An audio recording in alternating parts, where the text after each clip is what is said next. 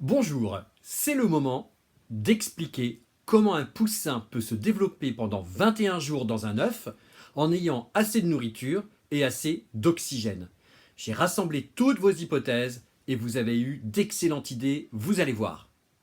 Commençons par l'oxygène. Certains parmi vous, vous avez eu une hypothèse. Vous vous êtes dit que l'oxygène était déjà dans l'œuf, dès le départ. Vous avez dit par exemple que la poule, quand elle avait son œuf dans son ventre, respirait et mettait l'oxygène dans l'œuf. Donc ça, c'était les hypothèses, par exemple, de Salomé ou d'Alexandre. Pacôme, Roméo ou Élise ont dit que l'oxygène était déjà en fait dans l'œuf dès le départ. Romy, elle, pense que c'est la petite peau qu'il y a sur l'œuf, à l'intérieur, mais collée contre la coquille, qui donne de l'oxygène au poussin. Alors, il y a une part de vérité dans ce que vous dites, mais vous allez voir que vous avez raison à un moment donné du développement du poussin. Par contre, au tout début, ce n'est pas comme ça que ça se passe. C'est l'autre hypothèse d'autres enfants qui est la bonne. En fait, l'œuf est composé de pores, de petits trous qu'on appelle des pores. Il y en a à peu près 1000 par œuf, à travers lesquels l'oxygène peut passer. Regardez, vous allez mieux comprendre. Eh bien, en effet, les enfants, si au départ il y a bien de l'oxygène dans la coquille, on verra ça plus tard, cet oxygène ne suffit pas pour oxygéner le poussin qui est à l'intérieur pendant 21 jours. Donc il faut bien qu'il y ait une autre explication. Et vous avez raison, la coquille est formée de plein de petits trous qu'on appelle des pores. Et regardez, quand on agrandit, eh bien ces pores, on les voit, ils sont ici. Les pores, attention, ça s'écrit bien comme ça, et pas comme un cochon, P-O-R-C. Et regardez à quoi servent ces petits trous.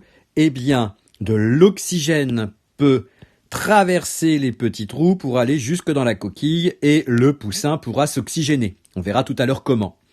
Et ces petits trous servent aussi à rejeter le dioxyde de carbone que produit le poussin à l'intérieur. Sinon, s'il n'y avait que de l'oxygène qui passe dans ce sens-là, eh bien, la coquille finirait par exploser parce qu'il y aurait trop de gaz. Donc, heureusement qu'il y a ces pores pour que le dioxyde de carbone puisse s'en échapper. Concernant maintenant sa nourriture, de quoi se nourrit-il ? Eh bien, certains ont dit que le poussin se nourrissait exclusivement du blanc, parce que le jaune, pour ces élèves-là, était le poussin. Je comprends pourquoi on peut dire ça, parce qu'un poussin, dans son imaginaire, c'est jaune, et que le jaune de l'œuf, c'est jaune aussi. Donc on a l'impression que le jaune, c'est le poussin, mais pas du tout. Le jaune est effectivement sa nourriture, comme a pu le dire Victor, Adil, Romy, Grégoire, Salomé, Corentin, Joshua ou Paul. Vous avez raison, c'est sa principale nourriture dans l'œuf. Le blanc, quant à lui, c'est aussi sa nourriture. Donc le blanc n'est pas le poussin, mais le blanc va aussi va participer à sa nutrition. Mais attention, le poussin mange d'abord le jaune, et vous allez voir comment tout à l'heure, puis plus tard, au bout du 12e, 14e jour, il va s'attaquer au blanc, dans cet ordre-là. Un peu de vocabulaire et essayons de comprendre ce qu'il y a dans un œuf. Dans un œuf, il y a, vous avez raison, du jaune, et ce jaune est plein de protéines, comme l'a dit Corentin. Ça va être la principale source de nourriture du poussin. Vous avez aussi le blanc. On l'a dit, le blanc sera aussi la nourriture du poussin, mais dans un deuxième temps, beaucoup plus tard. En fait, il va pouvoir se nourrir de ce blanc grâce à son bec, alors que le jaune, il ne pourra pas du tout le manger avec son bec, parce qu'au départ, tout simplement, il n'en a pas. On verra tout à l'heure comment il peut alors manger le jaune. Vous avez aussi, regardé, ces espèces de petits ressorts qui sont de chaque côté du jaune, qui permettent en fait au jaune de rester bien au milieu de la coquille et de ne pas s'éclater contre les parois quand l'œuf est en mouvement. Eh bien, ces petits ressorts, nous appelons ça des chalases. On verra tout à l'heure que ça a mis sur la piste certains parmi vous, comme Adil par exemple, sur la manière dont un poussin se nourrit. Enfin, vous avez la coquille. Vous allez voir aussi que la coquille participe à la nutrition du poussin, et vous avez une chambre à air. Alors qu'est-ce que c'est qu'une chambre à air ? Eh bien, c'est une petite cavité, une espèce de trou si vous voulez, dans laquelle se trouve de l'oxygène. Vous savez, quand vous faites cuire un œuf et que dur et que vous enlevez la coquille, eh bien vous voyez comme une petite dépression ici, comme un petit trou. Eh bien c'est là qu'il y a effectivement de l'air. Donc vous avez raison de dire qu'il y a déjà de l'air dans la coquille, mais attention, ce n'est pas cet air-là que le poussin va d'abord prendre dans un premier temps. Ce sera simplement vers la fin de son développement. On l'a vu, le poussin pour se nourrir a besoin du jaune, puis plus tard aura besoin du blanc. Mais comment fait-il pour absorber le jaune et absorber le blanc? Certains parmi vous, comme Adil ou Romy ou Victor, vous dites que c'est grâce à un mini-bec, un petit bec, qu'il va manger le jaune puis manger le blanc. Alors ce n'est pas grâce à son bec. Vous avez en partie raison, vous allez voir, mais pas au départ. Au départ, l'embryon de poussin est bien trop petit pour avoir un bec et pouvoir manger le jaune. D'autres élèves, comme Grégoire, Joshua ou Mylan, ont dit qu'il existait un petit cordon qui reliait le poussin au jaune ou au blanc. Est-ce qu'ils ont raison? Eh bien oui, il y a bien un cordon. Regardez, vous allez mieux comprendre.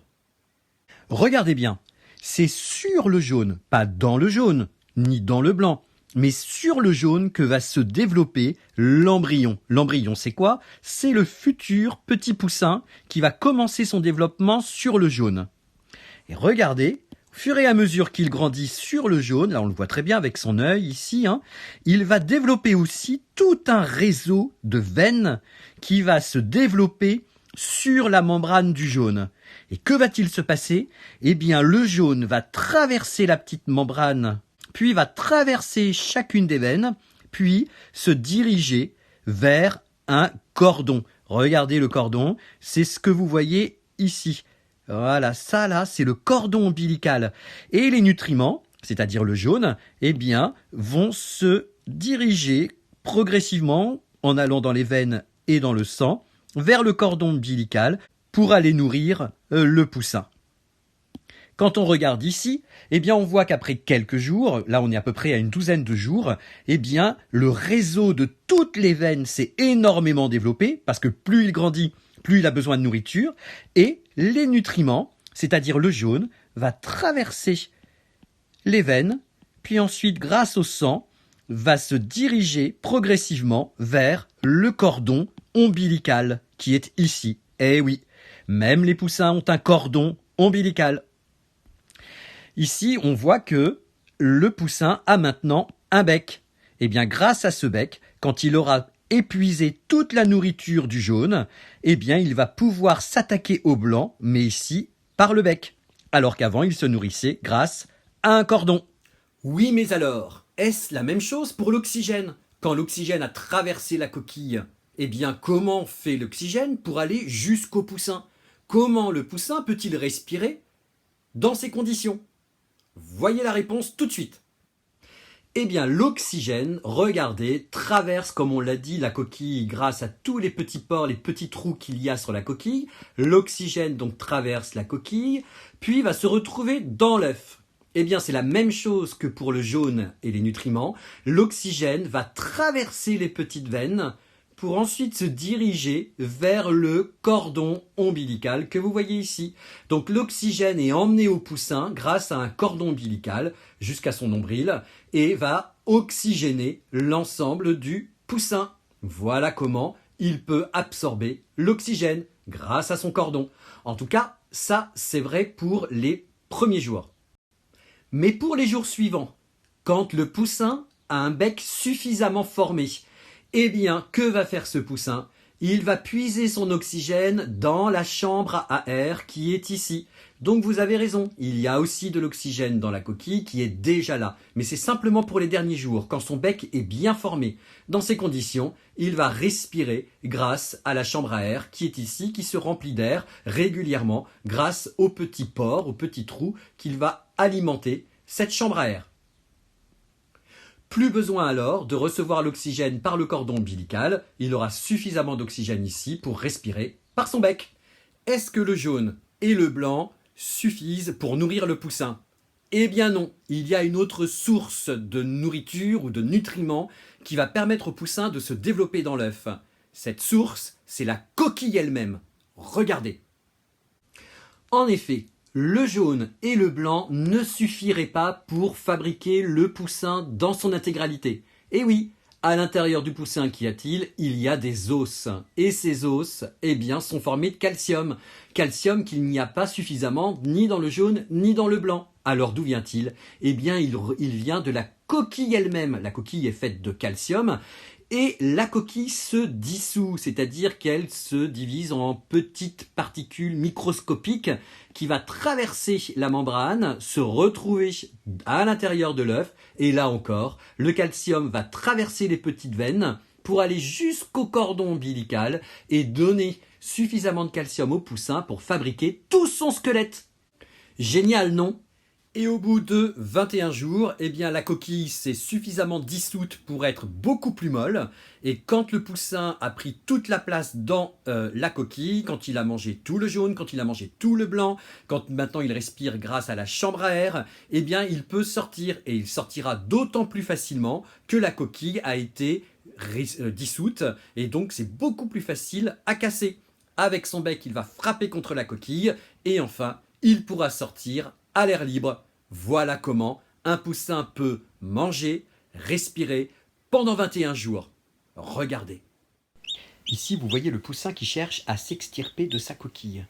Heureusement, la coquille a été légèrement dissoute, on l'a dit, pour apporter du calcium au poussin et qu'il puisse fabriquer son squelette. Mais l'expérience est quand même très difficile. Certains même meurent et ne parviennent pas à sortir de la coquille. Heureusement, il y a eu la chambre à air pour qu'il puisse déjà respirer et que ses poumons puissent fonctionner. Regardez, on voit le cordon ombilical qui est encore accroché à la coquille. Il va se décrocher tout seul, ne vous inquiétez pas. L'expérience a été tellement difficile que le poussin a besoin de prendre sa respiration et ses forces. Et maintenant, nous avons un petit poussin.